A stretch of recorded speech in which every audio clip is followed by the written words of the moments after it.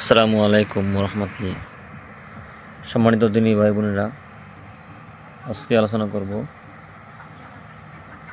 যে কিয়ামতের মাঠে প্রতিবেশী তার ধনী প্রতিবেশীকে আল্লাহর কাছে নিয়ে দায়ী করবে এ সম্পর্কে রাসূলুল্লাহ সাল্লাল্লাহু আলাইহি ওয়াসাল্লাম বলিয়াছেন, কিয়ামতের দিনে এক ব্যক্তি তাহার প্রতিবেশীকে দৌড়িয়া বলিবে, ইয়া আল্লাহ, আপনি তাহাকে ধনী আর আমাকে গরিব বানিয়েছিলেন।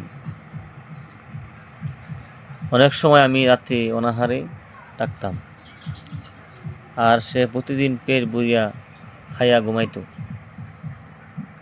আপনি তাহাকে জিজ্ঞাসা করুন। আল্লাহকে বলবে, আল্লাহ, আপনি তাহাকে জিজ্ঞাসা করুন, সে কেন আমার জন্য তাহার ঘরের দরজা বন্ধ করিয়া রাখিয়াছিল, এবং আপনার দেওয়া সম্পদ থেকে কেন আমাকে সে বঞ্চিত রাখিয়াছিল।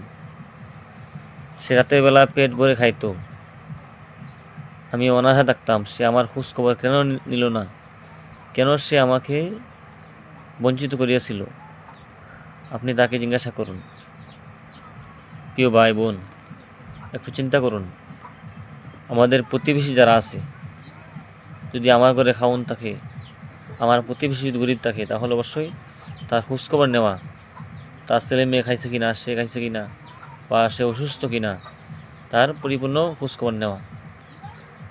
রাসূল করিম সাল্লাল্লাহু আলাইহি ওয়াসাল্লাম বলছেন, যে ব্যক্তি প্রতিবেশী খোঁজখবর নিল না, সে মুমিন না। যে প্রতিবেশীকে কষ্ট দিল, প্রতিবেশী খোঁজখবর নিল না, সে মুমিন না। এই জন্য আমার অবশ্যই আপনি আমার প্রতিবেশী যারা আছে তাদের খোঁজখবর নেব, এবং সুখে দুঃখে বিপদে আপদে সর্বক্ষণ তাদের পাশে থাকবো ইনশাআল্লাহ। আল্লাহ রাব্বুল আলামিন আমাদের সবাইকে প্রতিবেশীর হক আদায় করার তৌফিক দান করুন, আমিন। আসসালামু আলাইকুম ওয়া রাহমাতুল্লাহি ওয়া বারাকাতুহু।